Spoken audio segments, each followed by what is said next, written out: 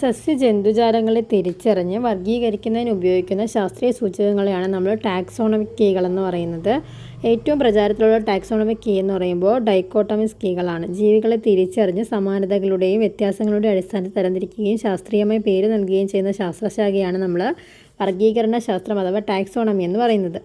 വർഗീകരണ ശാസ്ത്രത്തിനായിട്ട് ജീവികളുടെ സ്വഭാവ സവിശേഷതകൾ, ബാഹ്യഘടന, ആന്തരിക ഘടന, ജനിതക ഘടന, പരിണാമ ചരിത്രം എന്നിവ നമ്മൾ പഠനവിധേയമാക്കുന്നുണ്ട്. ഈ വർഗീകരണത്തിന് ശാസ്ത്രീയമായിട്ടുള്ള അടിത്തറ നൽകിയ ശാസ്ത്രജ്ഞനാണ് കോൾ ലിനേയസ്. ഇത് ഇമ്പോർട്ടൻറ്റ് ക്വസ്റ്റ്യൻ ആണ്. വർഗീകരണത്തിന് ശാസ്ത്രീയമായിട്ട് അടിത്തറ നൽകിയ ശാസ്ത്രജ്ഞനാണ് കോൾ ലിനേയസ് എന്ന് പറയുന്നത്. ഇനി പ്രധാന സസ്യശാസ്ത്രജ്ഞർ ആരൊക്കെയെന്ന് നമുക്ക് നോക്കാം. കാൾ ലിനേയസ് ആണ് നമ്മൾ ആദ്യം പറയുന്നത്. അദ്ദേഹം സ്വീഡൻകാരനാണ്. വർഗീകരണ ശാസ്ത്രത്തിൻ്റെ പിതാവാണ് നമ്മുടെ കാൾ ലിനേയസ് എന്ന് പറയുന്നത്. ജീവികൾക്ക് ശാസ്ത്രീയ നാമം നൽകുന്ന ദ്വിമാന പദ്ധതി അദ്ദേഹം ആവിഷ്കരിച്ചിട്ടുണ്ട്. ഇനി അരിസ്റ്റോട്ടിൽ ഗ്രീക്സുകാരനാണ്. അദ്ദേഹം ജീവശാസ്ത്രത്തിൻ്റെ പിതാവെന്നറിയപ്പെടുന്നു. ജീവികളെ ചുവന്ന രക്തമുള്ളവ അല്ലാത്തവ എന്നിങ്ങനെ അദ്ദേഹം എന്ത് ചെയ്തു, തരംതിരിച്ചു. അപ്പോൾ ജീവശാസ്ത്രത്തിൻ്റെ പിതാവാണ് അരിസ്റ്റോട്ടിൽ. കാൾ ലിനേയസ് എന്ന് പറയുമ്പോൾ വർഗീകരണ ശാസ്ത്രത്തിൻ്റെ പിതാവാണ് അദ്ദേഹം. നമ്മുടെ ബൈനോമിയൽ ദ്വിമാന പദ്ധതി മീൻസ് നമ്മുടെ ബൈനോമിയൽ ന്യൂമൻക്ലേച്ചറാണ്. ബൈനോമിയൽ ന്യൂമൻക്ലേച്ചർ എന്ന് പറയുന്ന ശാസ്ത്രീയ നാമം നൽകുന്ന ജീവികൾക്ക് ശാസ്ത്രീയ നാമം നൽകുന്ന ദ്വിമാന പദ്ധതി ആവിഷ്കരിച്ചു. ഇനി അരിസ്റ്റോട്ടിൽ ഗ്രീക്കുകാരനാണ്. അദ്ദേഹം ജീവശാസ്ത്രത്തിൻ്റെ പിതാവാണ്. ജീവികളെ ചുവന്ന രക്തമുള്ളവ അല്ലാത്തവ എന്നിങ്ങനെ തിരഞ്ഞെടുത്തു. അപ്പോൾ കോൾ ലിനേയസ് എന്ന് പറയുമ്പോൾ ബൈനോമിയൽ ന്യൂമൻക്ലേച്ചറാണ്. ഇനി അരിസ്റ്റോട്ടിൽ എന്ന് പറയുമ്പോൾ ജീവികളെ എന്താണ് ചുവന്ന രക്തമുള്ളവ അല്ലാത്തവ എന്നിങ്ങനെ രണ്ടായിട്ട് തിരഞ്ഞെടുത്തു. ഇനി തിയോഫ്രാക്ടസ്, ഗ്രീസിലുള്ള തിയോഫ്രാക്ടസിനെ പറയുകയാണെങ്കിൽ അദ്ദേഹം സസ്യശാസ്ത്രത്തിൻ്റെ പിതാവെന്നാണ് അറിയപ്പെടുന്നത്. തിയോഫ്രാക്ടസിനെ സസ്യങ്ങളെ ഏകവർഷികൾ, ദ്വിവർഷികൾ, ബഹുവർഷികൾ എന്നിങ്ങനെ തരംതിരിച്ചിട്ടുണ്ട് തിയോഫ്രാക്ടസ് എന്ന് പറയുന്ന ഗ്രീസുകാരൻ. ഇനി ചരകൻ, നമ്മുടെ ഇന്ത്യയിലെ ചരകനാണ്. അദ്ദേഹം ആയുർവേദത്തിൻ്റെ പിതാവെന്ന് അറിയപ്പെടുന്നുണ്ട്. 200ഓളം സസ്യജന്തുജാലങ്ങളെ ഉൾപ്പെടുത്തി ചരക സംഹിത എന്ന് പറയുന്ന ഒരു ഗ്രന്ഥം രചിച്ചു. പിന്നെ ജോൺ ഡ്രേ എന്ന് പറയുമ്പോൾ ഇംഗ്ലണ്ടിലുള്ള ആളാണ്. അദ്ദേഹം സ്പീഷ്യസ് എന്ന് പറയുന്ന പദം ആദ്യമായിട്ട് യൂസ് ചെയ്തത് ജോൺ ഡ്രേ ആണ്. 18,000-ലധികം സസ്യങ്ങളെ ഹിസ്റ്റോറിയ ജനറാലിസിസ് പ്ലാന്റേം എന്ന പുസ്തകത്തിൽ അദ്ദേഹം രേഖപ്പെടുത്തിയിട്ടുണ്ട്. അപ്പോൾ അദ്ദേഹം ജോൺ ഡ്രേ എന്ന് പറയുമ്പോൾ ഇംഗ്ലണ്ടുകാരനാണ്. സ്പീഷ്യസ് എന്ന് പറയുന്ന പദം ആദ്യമായി ഉപയോഗിച്ചു. 18,000-ലധികം സസ്യങ്ങളെ ഹിസ്റ്റോറിയ ജനറലൈസിസ് പ്ലാന്റേം എന്ന് പറയുന്ന പുസ്തകത്തിൽ അദ്ദേഹം രേഖപ്പെടുത്തി. ഇനി കോൾ ലിനേയസിൽ നമ്മുടെ നിർദ്ദേശിച്ച വർഗീകരണ തരങ്ങൾ ഏതൊക്കെയാണെന്ന് ചോദിച്ചാൽ species, genius, family, order, class, phylum, kingdom എന്നിങ്ങനെ വേർതിരിച്ചിട്ടുണ്ട്. സ്വാഭാവിക ലൈംഗിക പ്രജനനത്തിലൂടെ പ്രത്യുൽപാദന ശേഷിയുള്ള സന്താനങ്ങളെ സൃഷ്ടിക്കാൻ കഴിയുന്ന ജീവികളുടെ ഗണത്തിനെയാണ് നമ്മൾ സ്പീഷീസ് എന്ന് പറയുന്നത്. ഇനി വർഗീകരണത്തിന് അടിസ്ഥാന തലമാണ് സ്പീഷീസ് എന്ന് പറയുന്നത്. ഇനി ജീനസുകൾ ചേർന്ന് ഫാമിലിയും, ഫാമിലികൾ ചേർന്ന് ഓർഡറും, ഓർഡറുകൾ ചേർന്ന് ക്ലാസ്സുകളും, ക്ലാസ്സുകൾ ചേർന്ന് ഫൈലവും രൂപപ്പെടുന്നു. ഫൈലങ്ങൾ ചേർത്താണ് വർഗീകരണത്തിൻ്റെ ഉന്നതമായിട്ടുള്ള കിങ്ഡം രൂപപ്പെടുന്നത്. സമാന സ്പീഷീസുകൾ ചേർന്നുണ്ടാവുന്ന ജീവികളുടെ കൂട്ടമാണ് ജീനസ് എന്ന് പറയുന്നത്. ഇനി നമുക്ക് ജീവികൾ ഉൾപ്പെടുന്ന വർഗീകരണ തരങ്ങളെന്ന് നോക്കാം. എല്ലാ ജന്തുക്കളും ഉൾപ്പെടുന്ന തലമാണ് കിങ്ഡം അനിമേലിയ. നട്ടലുള്ള ജീവികൾ മാത്രം ഉൾപ്പെടുന്ന തലമാണ് ഫൈലം കോർഡേറ്റ. കുഞ്ഞുങ്ങളെ പാലൂട്ടി വളർത്തുന്ന നട്ടലുള്ള ജീവികൾ ഉൾപ്പെടുന്ന തലം ക്ലാസ് മമേലിയ. മമേലിയ ക്ലാസിൻ്റെ സവിശേഷതകൾക്കൊപ്പം മാംസം കടിച്ചു കീറാവുന്ന പല്ലുകളുള്ള സസ്തീനികൾ ഉൾപ്പെടുന്ന തരം ഓർഡർ കാർണിവോറ.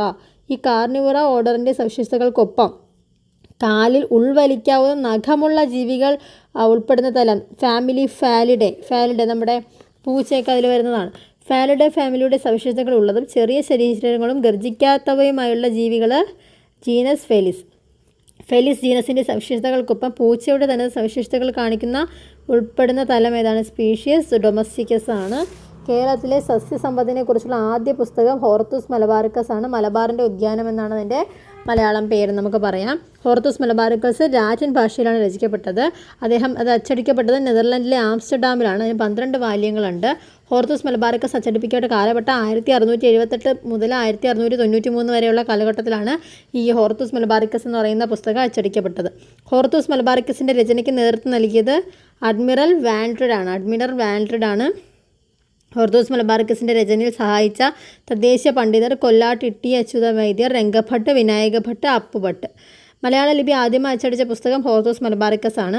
സ്പീഷ്യസ് മുതൽ കിങ്ഡം വരെയുള്ള തരങ്ങളിൽപ്പെട്ട് സസ്യങ്ങളെ വർഗീകരിച്ച ശാസ്ത്രജ്ഞൻ കാൾ ലിനേയസ് ആണ് നമ്മൾ പറഞ്ഞു. 2 പദങ്ങൾ ചേർത്തുള്ള ശാസ്ത്രീയ നാമകരണ രീതിയാണ് ദ്വിമാന പദ്ധതി എന്ന് പറഞ്ഞു. ശാസ്ത്രീയ നാമത്തിലെ ആദ്യ പദം ജീനസിനെയും രണ്ടാമത്തെ പദം എന്തിനെയും സൂചിപ്പിക്കുന്നു? സ്പീഷ്യസിനെയും സൂചിപ്പിക്കുന്നു. ഇനി മനുഷ്യന് കുറച്ച് ശാസ്ത്രീയ നാമങ്ങൾ നോക്കാം. മനുഷ്യൻ്റെ ശാസ്ത്രീയ നാമമാണ് എന്ത്? ഹോമോസാപ്പിയൻസ് എന്ന് പറയുന്നത്. ആനയുടേത് ഏതാണ്? എഫിലസ് മാഗ്നിമസ്. നായ കാനിസ് ഫെമിലിയാരിസ്. കടുവ പാന്തിറ ടൈഗ്രിസ്. ചെന്നായ കാനിസ് ലൂപ്പസ്. സിംഹം പാന്തിറ ലിയോ. പൂച്ച ഫെലിസ് ഡൊമസ്റ്റിക്കസ്. പശു ബോസ്റ്റോറസ്. കാക്ക കോർവസ് സ്പ്ലെൻഡൻസ്. മയിൽ പാവോ ക്രിസ്റ്റാറ്റസ്. ചെമ്പരത്തി ഹിബിസ് റോസ സൈനസിസ്. ആര്യവേപ്പ് അഡഡിക്ട്ര ഇൻഡിക്ക. നെല്ല് ഒറൈസ സറ്റൈവ. കണിക്കൊന്ന കാഷ്യ ഫിസ്റ്റുല. അപ്പോൾ ഇതിൽ ചോദിക്കാൻ ചാൻസ് ഉള്ളത് മനുഷ്യരല്ലേ? നമുക്ക് എല്ലാവർക്കും അറിയാം ഹോമോസാപ്പിയൻസ് ചോദിക്കാൻ ചാൻസ് ഉണ്ട്. പിന്നെ ആന നമ്മളുടെ ഔദ്യോഗിക മൃഗമാണ് അല്ലേ? അപ്പോൾ അത് എലിഫസ് മാക്സിമസ് ചോദിക്കാൻ ചാൻസ് ഉണ്ട്. ഇനി അടുത്തത് നായ ചോദിക്കാൻ ചാൻസ് ഉണ്ട്. കാനിസ് ഫെമിലിയാരിസ് നായയുടേതുണ്ട്. കടുവ ചോദിക്കാൻ ചാൻസ് ഉണ്ട്. Panthera tigris. പിന്നെ നമ്മുടെ സിംഹം എന്താണ്? Panthera leo. പൂച്ച ഫെലിസ് ഡൊമസ്റ്റിക്കസ്. then അടുത്ത ചോദിക്കാൻ ചാൻസ് ഏതാ? മയിൽ പാവോ ക്രിസ്റ്റാറ്റസ്. പിന്നെ നെല്ല് ഒറൈസ സറ്റൈവ. കണിക്കൊന്ന കാഷ്യ ഫിസ്റ്റുല. 2 കിങ്ഡം വർഗീകരണ രീതിയിലെ പ്രധാന വിഭാഗങ്ങൾ പ്ലാന്റ് സസ്യലോകം പിന്നെ ആനിമേലിയ അതുപോലെ തന്നെ ജന്തുലോകമാണ്. ജീവികളെ 5 കിങ്ഡങ്ങളായിട്ട് തരംതിരിച്ചത് റോബർട്ട് എച്ച് വിറ്റാക്കറാണ്. 5 കിങ്ഡങ്ങളായിട്ട്. ആ 5 കിങ്ഡം വർഗീകരണത്തിൽ മൊണീറ വരും, പ്രോട്ടസ്റ്റ വരും, ഫംഗ്ജൈ വരും, പ്ലാന്റേ വരും, അനിമേലിയ വരും. അതിൽ മൊണീറയിൽ ഉൾപ്പെടുന്നത് ഏതൊക്കെയാണ്? നമ്മുടെ ബാക്ടീരിയ അതിനകത്താണ് വരുന്നത്.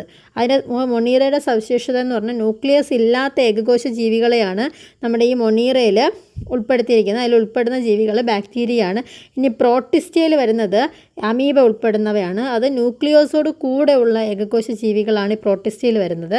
ഇനി ഫഞ്ചയിൽ വരുന്നത് കുമിളുകളാണ്. സഞ്ചരിക്കാൻ കഴിവില്ലാത്തവയായ പരിപോഷികളായ ഏകകോശ ജീവികൾ അല്ലെങ്കിൽ ബഹുകോശ ജീവികളെയാണ് നമ്മൾ എന്ന് പറയുക ഫഞ്ചയിൽ വരുന്നത്. ഇനി പ്ലാന്റ് സസ്യങ്ങളാണ്. സോ പോഷികളും സഞ്ചാരശേഷി ഇല്ലാത്തവയായിട്ടുള്ള ബഹുകോശ ജീവികളാണ് പ്ലാന്റ് അഥവാ സസ്യങ്ങൾ. ഇനി അനിമേലിയ ജന്തുക്കൾ പരിപോഷികളും സഞ്ചാരശേഷി ഉള്ളവയുമായിട്ടുള്ള ബഹുകോശ ജീവികളാണ് അനിമേലിയ അഥവാ ജന്തുക്കളിൽ വരുന്നത്. അപ്പോൾ നമ്മളേതിലാണ് വരുന്നത്? ജന്തുക്കളിലാണ് നമ്മൾ വരുന്നത്. ഇനി മൊണീറ കിങ്ഡത്തിൽ ഉൾപ്പെടുന്ന ആർക്കി ബാക്ടീരിയ എന്ന വിഭാഗം കോശഘടനയിലും ജീവധർമ്മങ്ങളിലും മറ്റു ബാക്ടീരിയയിൽ നിന്ന് വ്യത്യസ്തമാവുന്നു. മൊണീറ എന്ന കിങ്ഡത്തെ ആർക്കിയ ബാക്ടീരിയ എന്നീ 2 കിങ്ഡങ്ങളായിട്ട് പിന്നീട് വിഭജിച്ചിട്ടുണ്ട്. 6 കിങ്ഡം വർഗീകരണ പദ്ധതി ആവിഷ്കരിച്ച അമേരിക്കൻ ശാസ്ത്രജ്ഞൻ കാൾ വൗസാണ്. ഇനി 6 കിങ്ഡം ബാക്ടീരിയയിൽ അദ്ദേഹം എന്താണ് കുറച്ചും കൂടി ഇതിനെ kingdom bacteria, domain bacteria, kingdom archaea, domain archaea, പിന്നെ അതുപോലെ ഡൊമൈൻ യൂക്കേരിയയിൽ kingdom protista, kingdom fungi, kingdom plant, kingdom ആനിമേലിയൊക്കെ വരുന്നത് ഡൊമൈൻ യൂക്കേരിയയിലും അതുപോലെ ഡൊമൈൻ ആർക്കിയ, അങ്ങനെ വ്യത്യസ്തത്തിൽ ഒരു 6 എണ്ണം അദ്ദേഹം തരം തിരിച്ചിട്ടുണ്ട്. ഇനി HIV വൈറസിനെ പറ്റി പറയുന്നുണ്ട്. ജനിതക വസ്തുവിലും പ്രോട്ടീൻ കവചവും ഉള്ളതും കോശമില്ലാത്തതുമായിട്ടുള്ള വൈറസാണ് HIV വൈറസ്. ജീവകോശത്തിനുള്ളിൽ മാത്രമാണ് അവ ജീവിക്കുന്നത്. കോശത്തിന് വെളിയിൽ നിർജീവമാണ്. ജീവകോശത്തിനുള്ളിൽ പെരുകി ആ കോശം നശിപ്പിച്ച് പുതിയ കോശങ്ങൾ പ്രവേശിക്കുന്നു. പല മാരക രോഗങ്ങൾക്കും അവ കാരണമാവുന്നു. ഓക്കെ, അപ്പോൾ നമ്മുടെ ഒരു ചാപ്റ്റർ കഴിഞ്ഞിട്ടുണ്ട്.